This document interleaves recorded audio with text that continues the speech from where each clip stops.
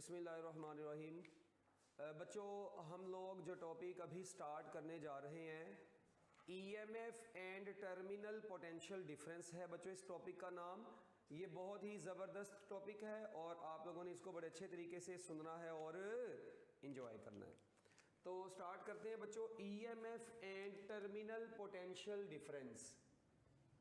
EMF and terminal potential difference.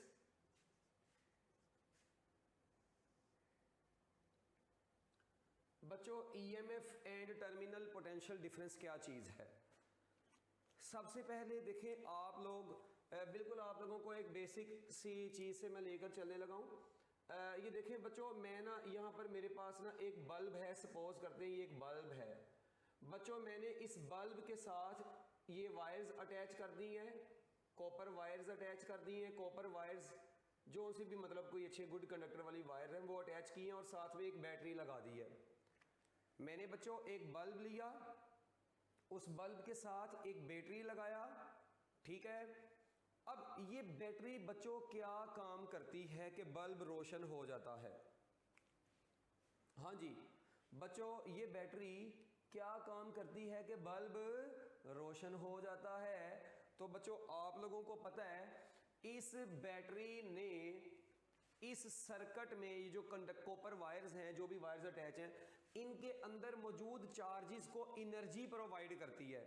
मैंने आप लोगों को कितनी मर्तबा ये बात बताई हुई है बच्चों कि बैटरी जो होती है वो चार्जेस को एनर्जी प्रोवाइड करती है सर्किट में मूव करवाने के लिए। तो देखें, सपोज करते हैं बच्चों यहां पर हमारे पास एक डेल्टा क्यू चार्ज है।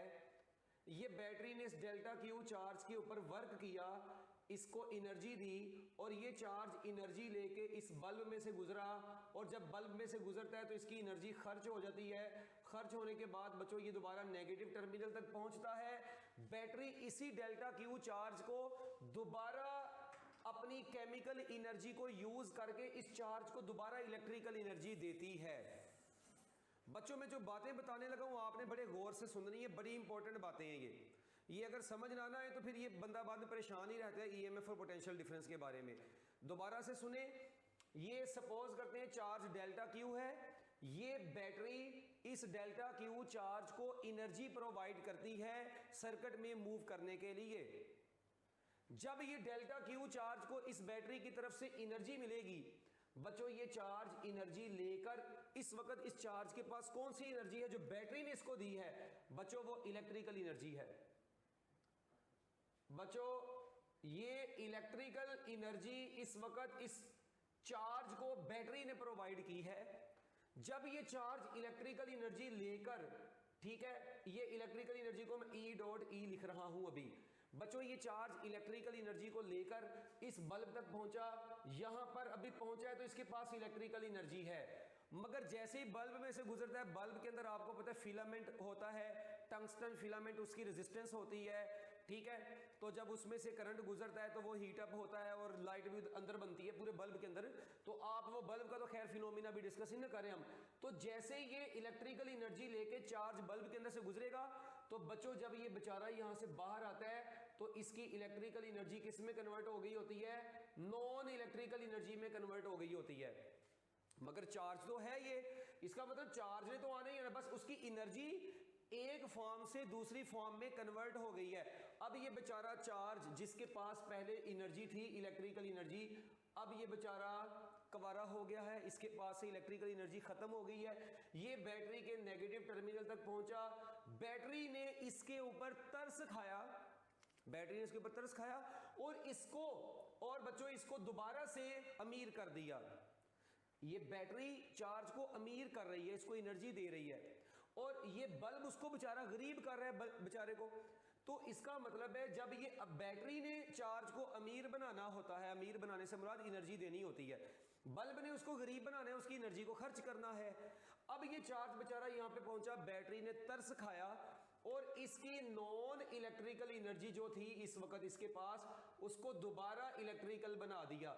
अब ये सेल या बैटरी किसी भी चार्ज को इलेक्ट्रिकल एनर्जी कैसे देता है बच्चों? वो इस सेल की पूरी कंस्ट्रक्शन होती है, आपको पता है सेल अपनी केमिकल एनर्जी को यूज करके चार्जेस को इलेक्ट्रिकल एनर्जी में कन्वर्ट करता है। सेल का फंक्शन ये होता है ना कि केमिकल एनर्जी को इलेक्ट्रिकल एनर्जी बनाता है। तो अपने इलेक्ट्रोलाइट अपने केमिकल एनर्जी को यूज करके तो चार्ज को क्या प्रोवाइड कर देता है, इलेक्ट्रिकल एनर्जी। इसका मतलब ये है कि बच्चों ये जो बैटरी है, ये अब इसका मतलब बच्चों ये जो बैटरी है ये चार्जेस के ऊपर वर्क करती है, उनको नॉन इलेक्ट्रिकल से इलेक्ट्रिकल बनाती है उनकी एनर्जी को। इसका मतलब बैटरी ने चार्ज के ऊपर वर्क करके उसको यहां से इधर तक लेके आना है, एक वक्त ये भी आना है, और बल्ब ने उस चार्ज को इधर से, बल्ब के अंदर से भी चार्ज गुजर के इधर से इधर आया है। अब जरा बात सुने, बल्ब का ये टर्मिनल हाई पोटेंशियल पर है, देखिए पॉजिटिव के साथ अटैच है, और ये टर्मिनल लो पोटेंशियल पर है। ऐसे ही ना, ये ऐसे बल्ब का ये वाला एंड। इसी तरह बच्चों ये लो पोटेंशियल है और ये क्या है, पॉजिटिव टर्मिनल हाई पोटेंशियल है। मुझे बताओ बैटरी क्या काम कर रही है? बैटरी इस डेल्टा क्यू चार्ज को लो पोटेंशियल से हाई पोटेंशियल पर लेकर आ रही है। बच्चों ये इसकी नॉन इलेक्ट्रिकल एनर्जी को इलेक्ट्रिकल एनर्जी बना रही है, जबकि ये बल्ब इस चार्ज को हाई पोटेंशियल से लो पोटेंशियल की तरफ लेकर आ रहा है, ये इसकी इलेक्ट्रिकल एनर्जी को नॉन इलेक्ट्रिकल एनर्जी बना रहा है। यानी बल्ब इस चार्ज की एनर्जी को डिसिपेट कर रहा है। अगर मैं इसको सादा अल्फाज में बोलूं तो बच्चों अब मैं आप लोगों को एक रिजल्ट लिखाने लगा हूं, जरा गौर से सुनना। इसका मतलब है work done by the battery, ठीक है बच्चों, ये जो work done by the battery है to move the charges from low potential to high potential, ठीक है। तो मेरी बात सुन, मैं बच्चों ईएमएफ की डेफिनेशन अब ये लिखूंगा, EMF is equal to energy supplied by the battery per unit charge. Energy supplied per unit charge को बच्चों हम क्या बोलेंगे, ईएमएफ बोलेंगे। Energy supplied per unit charge को बच्चों हम लोग क्या बोलेंगे, ईएमएफ बोलेंगे, ठीक है। तो बच्चों ईएमएफ में क्या हो रहा है, energy supplied per unit charge है, energy supplied by the battery to move the charges from low potential to high potential is called EMF. तो ईएमएफ के दौरान बैटरी चार्जेस को एनर्जी प्रोवाइड करती है, उसको लो पोटेंशियल से हाई पोटेंशियल पर लेके आती है, उसको अमीर गरीब से अमीर बनाती है। जबकि अगर मैं बच्चों दूसरी तरफ लिखता हूं यहां पर पोटेंशियल डिफरेंस, तो बच्चों पोटेंशियल डिफरेंस के दौरान एनर्जी, पोटेंशियल डिफरेंस इस बल्ब के अक्रॉस आ रहा है, ये एनर्जी को डिसिपेट कर रहा है। एनर्जी डिसिपेटेड पर unit charge is called potential difference. बच्चों ये चार्ज जो एनर्जी डिसिपेट करेगा उस बल्ब के अंदर, उस energy dissipated by the charge को हम लोग क्या बोलते हैं, पोटेंशियल डिफरेंस बोलते हैं। अब आप लोग देखें, अगर आप लोग गौर करें इन दोनों का फार्मूला तो बच्चों W/Q ही है, इसका भी formula V is equal to W/Q ही है। अगर मैं इसके यूनिट निकालता हूं तो बच्चों वो जॉउल पर कूलम, जिसको हम लोग वोल्ट बोलते हैं, तो बच्चों इसके यूनिट भी joule per coulomb which is equal to volt ही आते। इसका मतलब है ईएमएफ हो या पोटेंशियल डिफरेंस हो बच्चों, इनके यूनिट्स वोल्ट ही होते हैं। अब बच्चों के दिमाग में आता है सर जी ईएमएफ हमने मैट्रिक में पढ़ी थी इलेक्ट्रोमोटिव फोर्स। बच्चों मेरी बात सुने, इलेक्ट्रोमोटिव फोर्स इसका मतलब है इलेक्ट्रॉन्स को मोटिवेट करवाने वाली ये फोर्स है। It is actually not a force, it is work done on a unit charge, ठीक है बच्चों, ये वर्क डन पर यूनिट चार्ज है। तो ये आपने याद रखना है, बस इसके नाम में फोर्स आता है तो बच्चे धोखा खा जाते हैं, फोर्स है तो इसके यूनिट न्यूटन होंगे, ऐसा नहीं है, ठीक है, ये नजर का धोखा है। तो अब एक बात तो ये होगी, दूसरी बच्चों बात यहां पर ये है कि पोटेंशियल ईएमएफ के दौरान चार्ज मूव करता है low potential to high potential, जबकि इधर अगर हम लोग गौर करें पोटेंशियल डिफरेंस के दौरान, पोटेंशियल डिफरेंस उस वक्त आया जब चार्ज हाई पोटेंशियल से लो पोटेंशियल की तरफ है, ठीक है, पोटेंशियल डिफरेंस। उसके बाद बच्चों हुआ क्या, ये low potential to high potential, ये high potential to low potential. इसके बाद आप लोग देखें ईएमएफ के दौरान नॉन इलेक्ट्रिकल एनर्जी, मैं E.E बस लिख रहा हूं, non electrical energy converted into electrical energy. बच्चों non electrical energy electrical energy में कन्वर्ट हुई है, जबकि पोटेंशियल डिफरेंस के दौरान यही इलेक्ट्रिकल एनर्जी किस में कन्वर्ट हुई है, नॉन इलेक्ट्रिकल एनर्जी में कन्वर्ट हुई है। तो लो जी बच्चों, ईएमएफ के दौरान इलेक्ट्रिकल एनर्जी नॉन में, जबकि ये नॉन इलेक्ट्रिकल से इलेक्ट्रिकल बनी है, तो energy supplied by the battery per unit charge को ईएमएफ बोलना है। बच्चों ये थे कुछ बेसिक से डिफरेंस जो कि मैंने आप लोगों को बताया है ईएमएफ और पोटेंशियल डिफरेंस में। अब आप लोग अगर अपनी टेक्स्ट बुक खोलेंगे ना बच्चों, तो आपको जो पहला पैराग्राफ नजर आएगा उसमें ये सारी बातें उसने ईएमएफ के हवाले से लिखी हुई हैं। उसने पोटेंशियल डिफरेंस को आपकी टेक्स्ट बुक में एक्सप्लेन नहीं किया, मैंने वैसे ही एक्सप्लेन कर दिया है। आप लोगों ने पेपर में लिखना है तो ये पैराग्राफ बनाकर लिखना है। मतलब सबसे पहली आप लोगों की हेडिंग होगी ईएमएफ। अगर ये टॉपिक लॉन्ग क्वेश्चन में आएगा, सबसे पहली आपकी हेडिंग होगी बच्चों ईएमएफ की। ईएमएफ की जो हेडिंग होगी उसमें आप लोगों ने ईएमएफ की डेफिनेशन, ईएमएफ का फार्मूला, ये low potential to high potential, ये चीज लिखनी है। और उसके बाद बच्चों आप लोगों ने ये लाइन लाजमी लिखनी है कि बच्चों सेल का क्या काम होता है। सेल अपनी केमिकल एनर्जी को यूज करके, अपनी केमिकल एनर्जी को यूज करके बच्चों चार्ज को क्या प्रोवाइड करता है, इलेक्ट्रिकल एनर्जी प्रोवाइड करता है। लो जी बच्चों, यहां तक आप लोगों की अभी बेसिक, बिल्कुल अभी बेसिक सा डिफरेंस मैंने आप लोगों को बताया है ईएमएफ और पोटेंशियल डिफरेंस में। अब बच्चों अगली बात करते हैं हम। देखें नेक्स्ट जो चीज है, आप लोगों ने अब एक्सप्लेनेशन, मतलब ये ईएमएफ लिख ली, उसकी डेफिनेशन, फार्मूला, ये सारी कहानी लिख लेनी है बच्चों। उसके बाद आप लोगों ने हेडिंग बनानी है internal resistance of the cell. ठीक है, अकेला पहले सेल की हेडिंग बनाई, यानी ये लिख के ईएमएफ लिख के उसका थोड़ा बहुत एक्सप्लेनेशन दे के सेल की हेडिंग बना के ये लिखना है। उसके बाद हेडिंग बनानी है internal resistance of the cell. बच्चों किसकी हेडिंग बनाएंगे, internal resistance of cell. Cell की इंटरनल रेजिस्टेंस से क्या मुराद है बच्चों? देखें आप लोगों को पता है कोई भी जो सेल है ना, ठीक है, उसका दो टर्मिनल्स होते हैं, एक पॉजिटिव एक नेगेटिव, एक एनोड एक कैथोड। तो बच्चों आपको पता है उसमें एनोड और कैथोड के दरमियान में इलेक्ट्रोलाइट फिल किया होता है। आप लोगों ने क्या फिल किया होता है, इलेक्ट्रोलाइट फिल किया होता है। बच्चों उस इलेक्ट्रोलाइट की जो रेजिस्टेंस होती है ना एनोड और कैथोड के दरमियान में, वो रेजिस्टेंस बेसिकली सेल की इंटरनल रेजिस्टेंस कहलाती है। तो resistance between electrodes of the cell due to electrolyte. ठीक है जी बच्चों, इसकी डेफिनेशन लिखे, resistance between anode and cathode due to electrolyte present between them is called internal resistance of the cell, is called internal resistance of cell। बच्चों इसे cell की internal resistance बोलते हैं, और इस इंटरनल रेजिस्टेंस को हम लोग बच्चों आर से रिप्रेजेंट करते हैं, स्मॉल आर से रिप्रेजेंट करते हैं। तो देखें आप लोगों के पास बच्चों कोई भी एक सेल है, सपोज करते हैं ये इसका एनोड है, ये कैथोड है।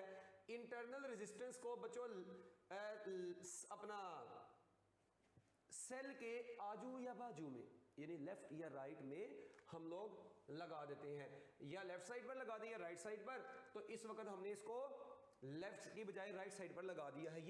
ये बच्चों यानी किसी भी सेल की जो इंटरनल रेजिस्टेंस होती है, जब उसको सर्किट में रिप्रेजेंट करते हैं तो सेल के साथ ही लेफ्ट साइड पर या राइट साइड पर एक छोटी सी रेजिस्टेंस बना के शो कर दी जाती है। This are is known as internal resistance of the cell. हम लोग जो एक सेल पढ़ते हैं ना, तो वो बेसिकली सेल के साथ रेजिस्टेंस होती है। कई दफा इसको ये होती है मगर इसको शो नहीं करते हम लोग। ठीक है, जैसे यहाँ पर मैंने ये बैटरी लगाई मगर मैंने इंटरनल रेजिस्टेंस शो नहीं की, मगर है इसकी इंटरनल रेजिस्टेंस, क्योंकि ये सेल जो जब इसकी कंस्ट्रक्शन होती है, इसके अंदर इलेक्ट्रोलाइट होता है, उस इलेक्ट्रोलाइट की वजह से रेजिस्टेंस ऑफर होती है इसमें। तो ये internal resistance of the cell हो गया। बच्चों 3 हेडिंग्स में आपको बता चुका हूँ। अगर ये टॉपिक लॉन्ग क्वेश्चन में आएगा, नंबर 1 पर ईएमएफ की हेडिंग बनानी है, उसके अंदर ये बातें लिखनी है। नंबर 2 पर सेल की हेडिंग बनानी है, ये कहानी लिख देनी है छोटी सी। फिर internal resistance of the cell की हेडिंग बनानी है, ये कहानी लिख देनी है। उसके बाद बच्चों आप लोगों ने हेडिंग बनानी है relation between EMF and terminal potential difference. Relation between EMF and terminal potential difference. बच्चों relation between EMF and terminal potential difference.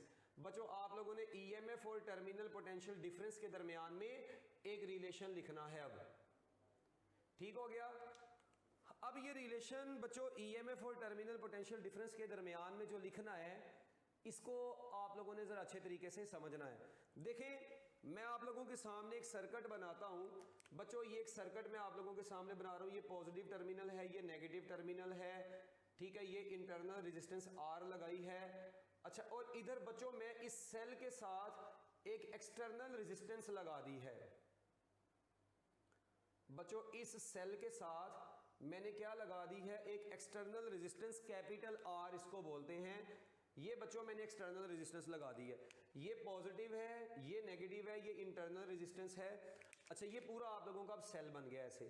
ये एक सेल है, इस सेल के साथ बच्चों आप लोगों ने एक एक्सटर्नल रेजिस्टेंस R कनेक्ट कर दी है।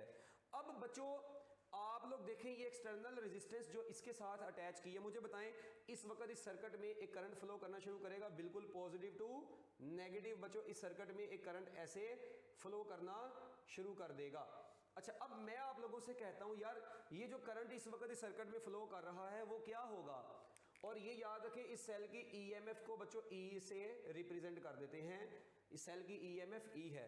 अब बच्चों मेरा आप लोगों से क्वेश्चन बस ये है कि आप लोगों ने इस सर्किट में मौजूद करंट के बारे में बताना है।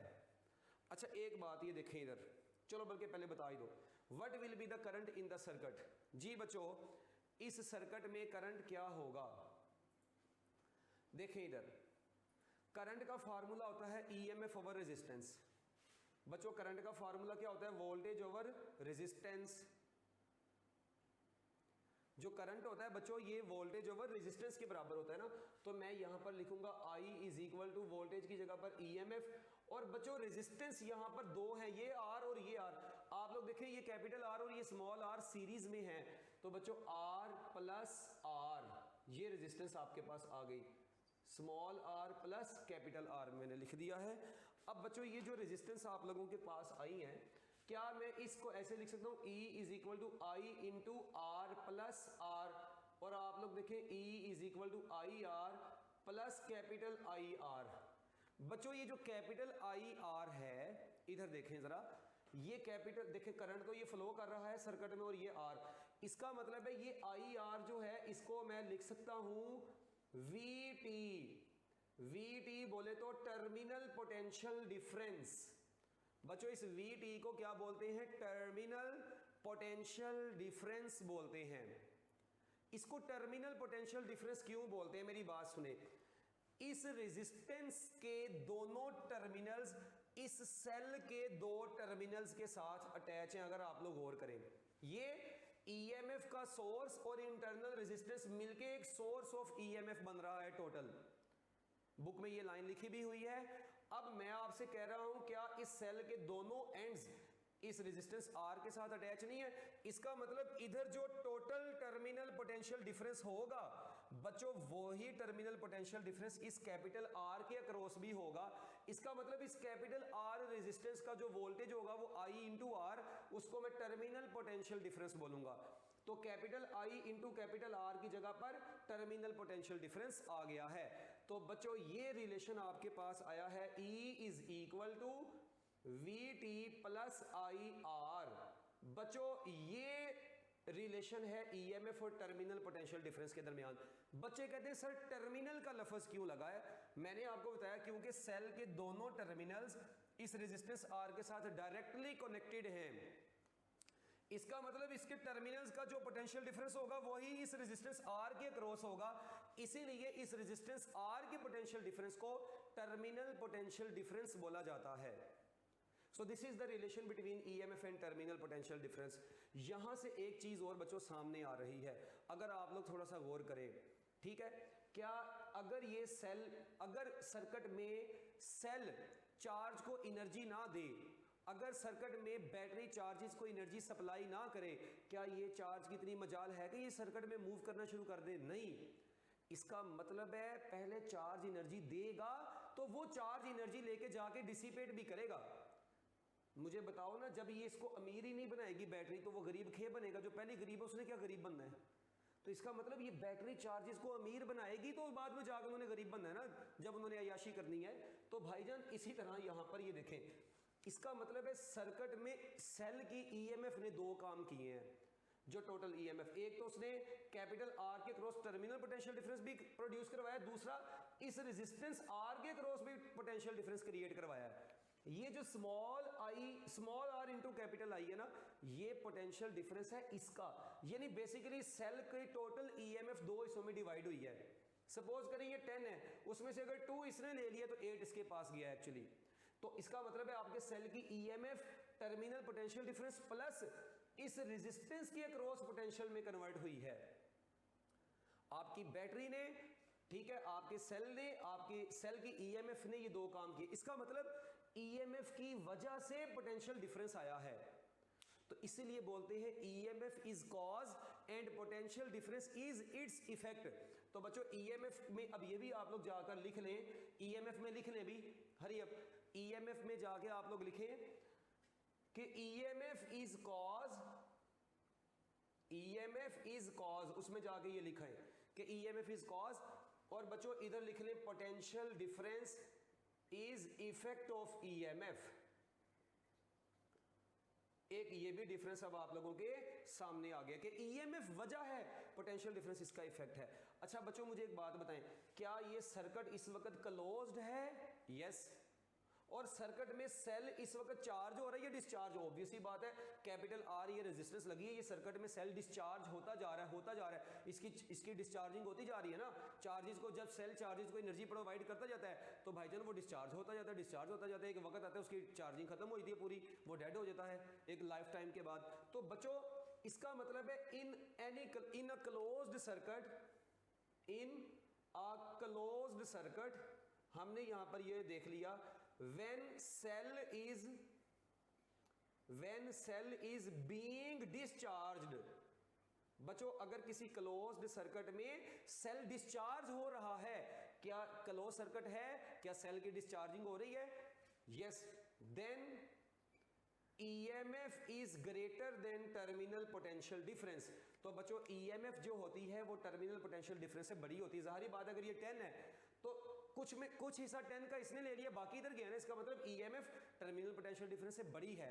तो बच्चों अगर आप लोगों से पूछे क्या EMF टर्मिनल पोटेंशियल डिफरेंस से बड़ी होती है छोटी, तो फिलहाल के लिए भी आप लोग याद रखेंगे कि अगर क्लोज सर्किट में सेल डिस्चार्ज हो रहा होगा तो EMF हमेशा टर्मिनल पोटेंशियल डिफरेंस से बड़ी ही आएगी। ये एक केस आप लोगों ने अपने माइंड्स में रखना है। जी बच्चों इसको देख लिया, यहां तक जल्दी देख लें, जल्दी देखो भी बच्चों, जल्दी hurry up. EMF and terminal potential difference के दरमियान में ये रिलेशन भी आप लोगों ने अब कर लिया है। अच्छा बच्चों इसके बाद अब आगे चलेंगे, जो हम अब आप लोगों ने नेक्स्ट जो हेडिंग बनानी है, आगे हेडिंग बनानी है स्पेशल केस। किसकी हेडिंग बनानी है बच्चों? स्पेशल केसेस की आपने हेडिंग बनानी है। अब स्पेशल केस यहां पर क्या है? नेक्स्ट हेडिंग बच्चों आप लोगों की बनेगी स्पेशल केस की। अब वो स्पेशल केस कौन सा है? ये पूरी हेडिंग लिखने के बाद आप लोगों ने नेक्स्ट हेडिंग बच्चों बना देनी है स्पेशल केस की।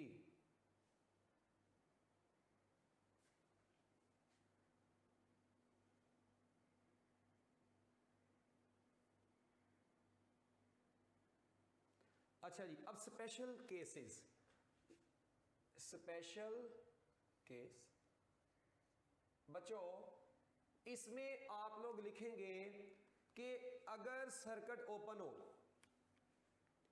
दो केस में यहां पर बता रहा हूं।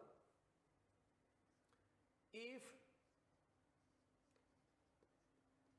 सर्किट इज ओपन,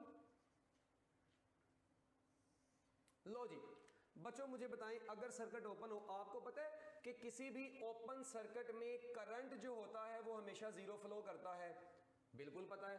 तो बच्चों वो जो EMF का रिलेशन लिखा था, E इज इक्वल टू, क्या रिलेशन लिखा था जी? E is equal to VT plus IR।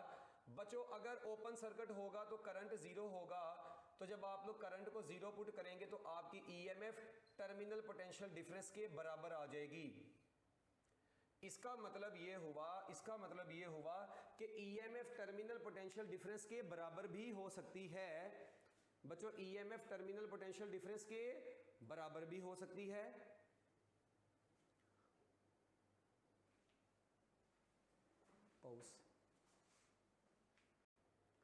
इसका मतलब ये हुआ कि ईएमएफ टर्मिनल पोटेंशियल डिफरेंस के इक्वल होगी अगर सर्किट ओपन होगा। ठीक है। अच्छा, दूसरा केस है if internal resistance of the cell is zero.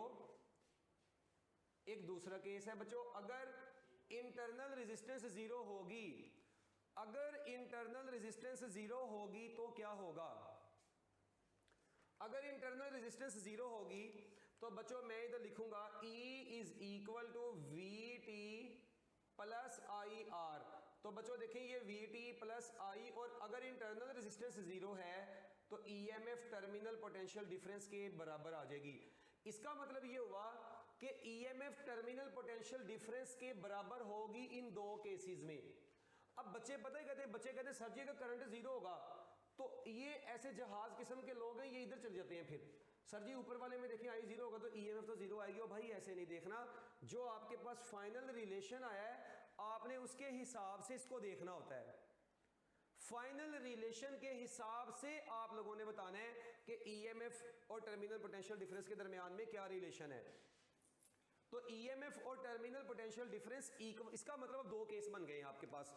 EMF और टर्मिनल पोटेंशियल डिफरेंस इक्वल हो सकते हैं। अगर मैं आप लोगों से पेपर में पूछ लूं in which case EMF and terminal potential difference are equal to each other, तो आप लोग क्या आंसर देंगे? आप लोग बोलेंगे EMF and terminal potential difference are equal if circuit is open और internal resistance of the cell is zero. और ईएमएफ टर्मिनल पोटेंशियल डिफरेंस से बड़ी होती है या छोटी होती है? तो क्या आंसर देंगे बच्चों आप लोग बोलेंगे ईएमएफ टर्मिनल पोटेंशियल डिफरेंस से बड़ी होगी अगर सर्किट क्या होगा? क्लोज्ड होगा और सेल क्या हो रहा होगा? डिस्चार्ज हो रहा होगा।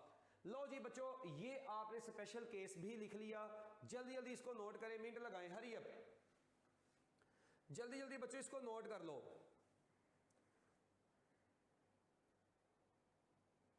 उसके बाद बच्चों आप लोगों ने नेक्स्ट हेडिंग बनानी है एक्सप्लेनेशन ऑफ इक्वेशन, एक्सप्लेनेशन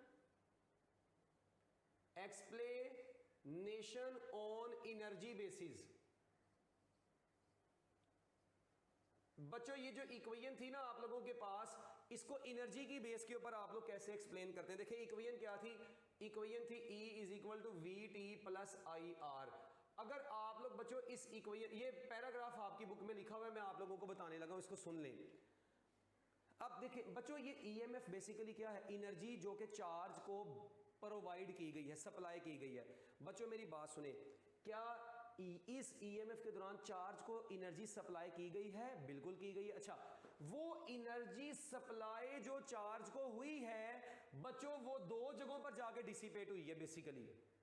अगर आप लोग सर्किट पे गौर करें तो ये बैटरी ने जो चार्ज को एनर्जी दी है EMF के दौरान वो दो जगहों पर जाके खर्च हो रही है, इस स्मॉल आर में और इस कैपिटल आर में। इसका मतलब है एनर्जी, अगर मैं कह सकता हूं यहां पर कि energy supplied by the battery, energy supplied by the battery, बच्चों यहां पर energy supplied by the battery किस किस में कन्वर्ट हुई है? एनर्जी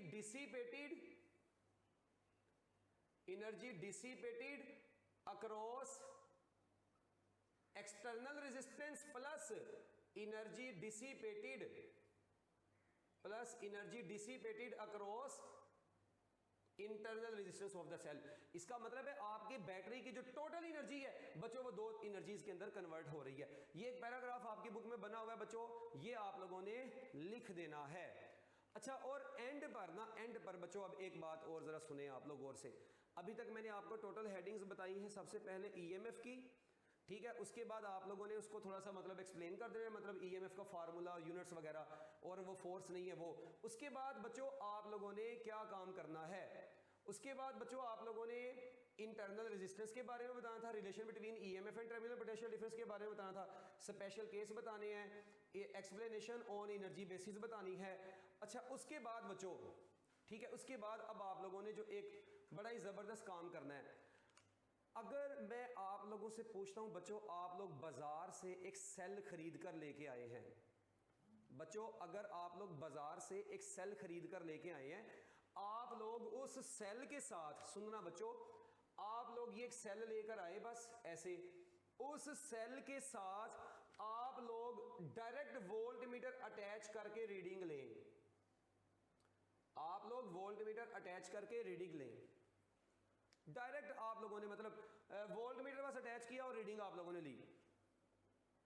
ये जो वोल्ट मीटर बच्चों इस वक्त आप लोगों को रीडिंग देगा, ये क्या होगी रीडिंग, जी बताएं, ये जो सेल बच्चों इस वक्त आप लोगों को रीडिंग देगा, ये रीडिंग क्या होगी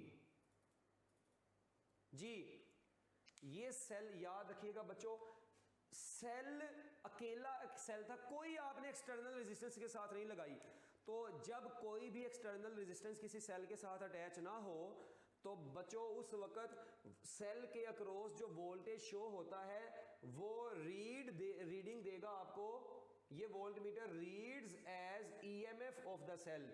बच्चों ये जो आप लोगों को रीडिंग देता है ये ईएमएफ ऑफ द सेल की रीडिंग देता है आप लोगों को।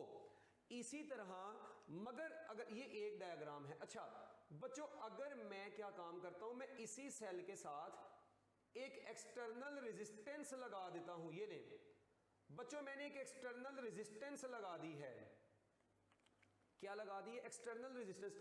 अब सेम वही सेल है, मैंने उसके साथ एक एक्सटर्नल रेजिस्टेंस लगा दी है, इसका मतलब ये हुआ कि अब इस देखें यहां पर तो आपने कोई एक्सटर्नल रेजिस्टेंस नहीं ना लगाई थी, तो जो पोटेंशियल डिफरेंस इस वोल्ट मीटर में मैयर होगा उसको आप लोग ईएमएफ बोलेंगे, ऐसे बोलें, ये ज्यादा अच्छी बात है।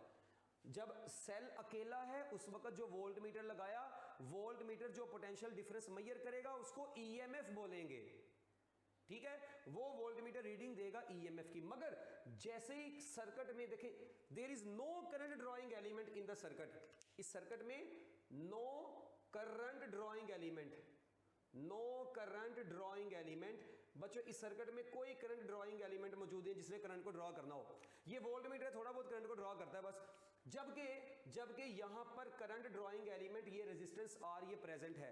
अगर सर्किट में करंट को ड्रॉ करने वाला कोई एलिमेंट मौजूद होता है तो बच्चों उस वक्त जो सेल की, अब जो मैं अगर वोल्ट मीटर लगाऊं इधर इसके क्रॉस लगा दूं, इसके क्रॉस बात तो एक ही ना, क्योंकि इसका पोटेंशियल डिफरेंस के बराबर आना है, तो बच्चों उस वक्त अब यहां पर सपोज करें वोल्ट मीटर लगाते हैं, इस वक्त ये जो वोल्ट मीटर रीडिंग देगा, this volt metre reads as terminal potential difference. अब ये बच्चों आपको टर्मिनल पोटेंशियल डिफरेंस देगा और वो ईएमएफ से थोड़ा डिफरेंट होगा, ठीक है ना, ईएमएफ से उसकी वैल्यू देखिए, अब सर्किट क्योंकि क्लोज्ड है, सर्किट में सेल डिस्चार्ज हो रहा है तो ईएमएफ टर्मिनल पोटेंशियल डिफरेंस से बड़ी आएगी। सपोज करें अगर सेल की ईएमएफ 10 वोल्ट थी, आपने एक एक्सटर्नल रेजिस्टेंस लगाई है, उसके हिसाब से ओवरऑल टर्मिनल पोटेंशियल डिफरेंस ये मेजर करके देगा और वो ईएमएफ से थोड़ा कम ही शो होगा। तो अगर सर्किट में करंट को ड्रॉ करने वाला कोई एलिमेंट मौजूद ना हो तो उस वक्त वोल्ट मीटर जो रीडिंग देगा वो सेल की ईएमएफ ही होती है और वो ईएमएफ बेसिकली पोटेंशियल डिफरेंस ही कहलाएगी।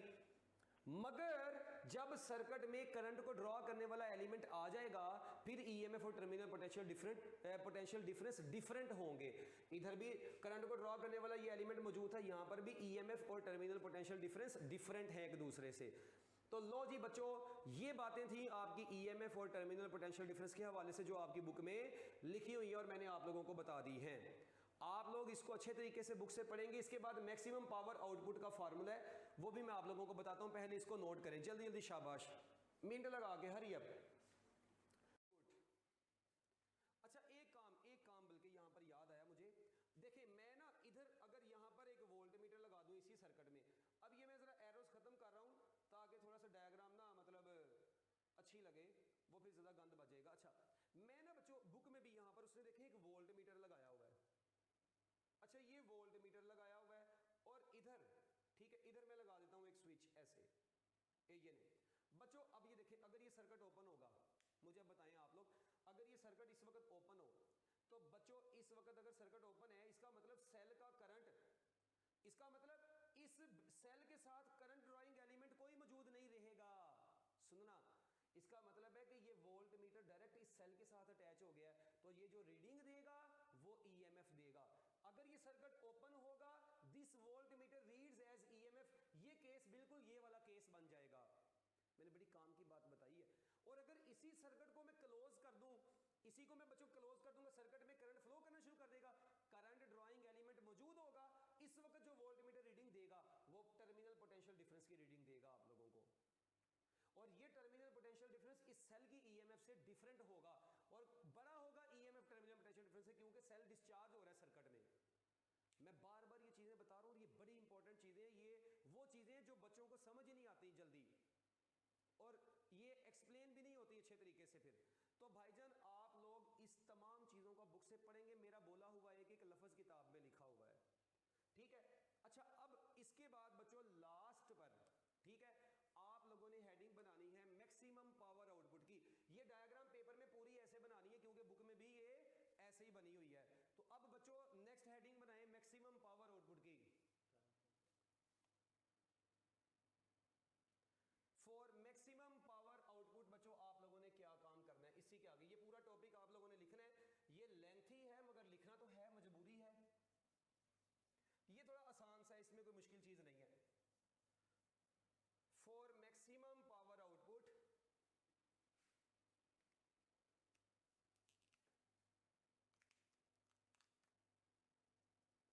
मैक्सिमम पावर आउटपुट बच्चों इसके लिए आप लोगों ने क्या काम करना होता है। देखिए आप लोगों को पता है पावर का जो फार्मूला होता है बच्चों, पावर का जो फार्मूला होता है वो वोल्टेज ओवर करंट होता है, सब अपना वोल्टेज इनटू करंट होता है, सब बच्चों को। अच्छा जी बच्चों मैक्सिमम पावर आउटपुट, देखिए पावर का फार्मूला आप लोगों को पता है क्या होता है। पावर का फार्मूला होता है आई स्क्वायर आर, अगर आप लोगों को याद हो। अच्छा यहां पर इस सर्किट में बच्चों आई जो अभी आप लोग पीछे कैलकुलेट करके आए थे, E over R plus R का होल स्क्वायर और ये साथ में कैपिटल आर आ गया।